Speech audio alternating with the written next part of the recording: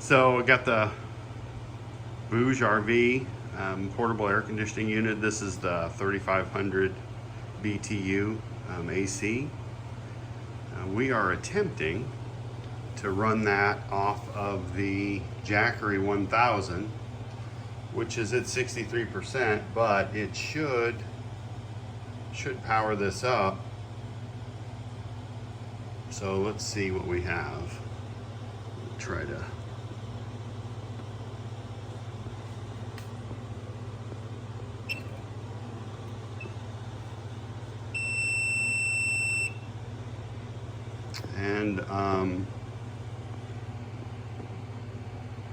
it will not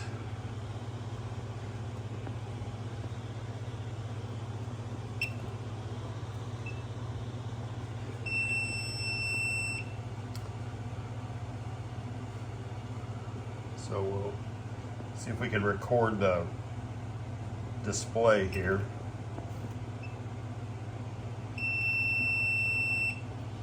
Yeah, it will not run it. So let's see if we can take this up a step. All right, so now we're going to try. Got the Jackery Home Power 3000, which is probably going to be my power bank of choice for camping, just because we took this out for a weekend on a test run, and this thing was a literal beast. So let's see what happens.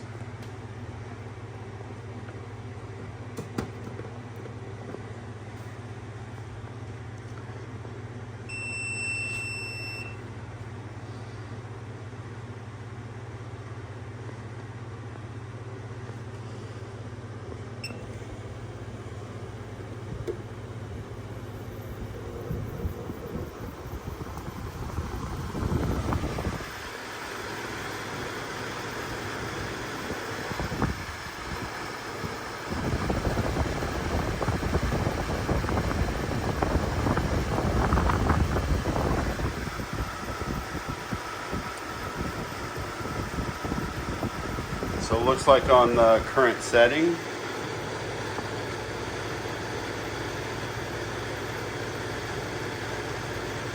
we may be at about 6 hours.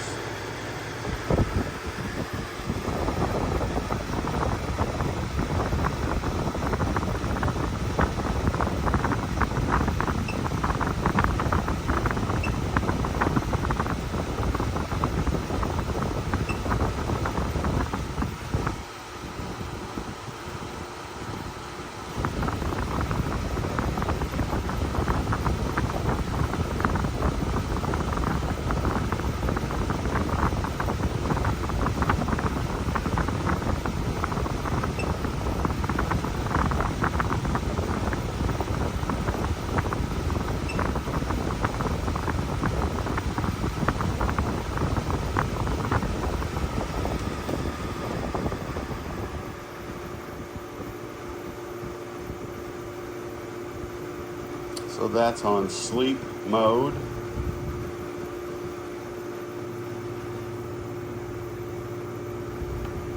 Probably going to have to learn the BougeRV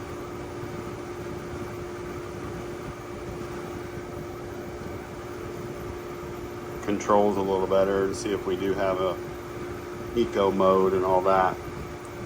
Having said that, so I ran this inside my rooftop tent. It was 90 plus degrees in Pennsylvania. Now we were running this off shore power. I actually placed the unit inside my tent and just exhausted the hot air out. And it maintained a good 70 to 74 degrees in there, even in the heat of the day. And at night, there was a couple nights I actually had to turn it off. It got cold in there. So it just kicked down. Now you can see the change in the output.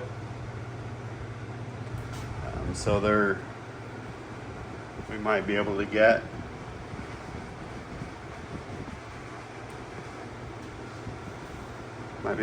some more time out of this, because right now it's 64 hours of runtime on its current wattage output. So Definitely probably could run this on sleep mode through the night. It looks like, and again, I need to familiarize myself with the instructions here, but it looks like sleep mode puts you at 75 degrees. So it probably tries to maintain that. It's currently 71 degrees inside the house and 86 outside.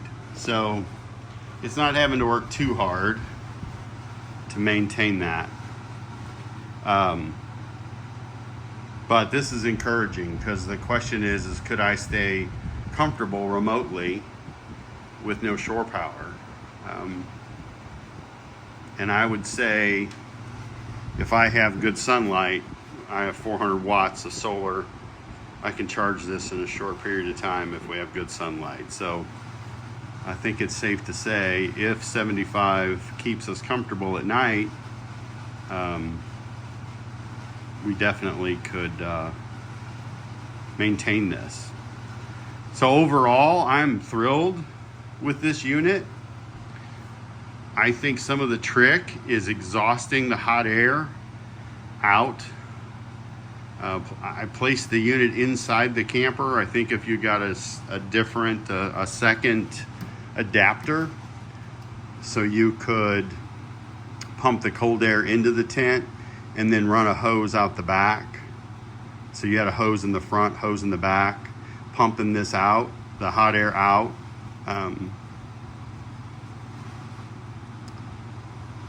It definitely could cool it. The trick is, I think, placing this unit inside my rooftop tent is which is where I had it. I had it stored.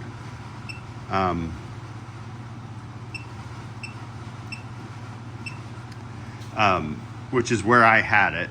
I had it inside the tent with the hot air exhausted out of it. So it's pulling that air out of the tent, cooling it. So you're gonna get maximum efficiency doing that. I think if this unit's sitting outside and it's pumping drawing in 90 degree air and having to cool it, it probably reduces the efficiency.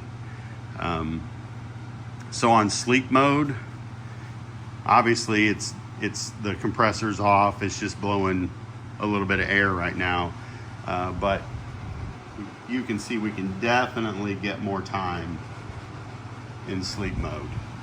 So the next test will be then to place this in the tent, put it on sleep mode, see if it can stay comfortable.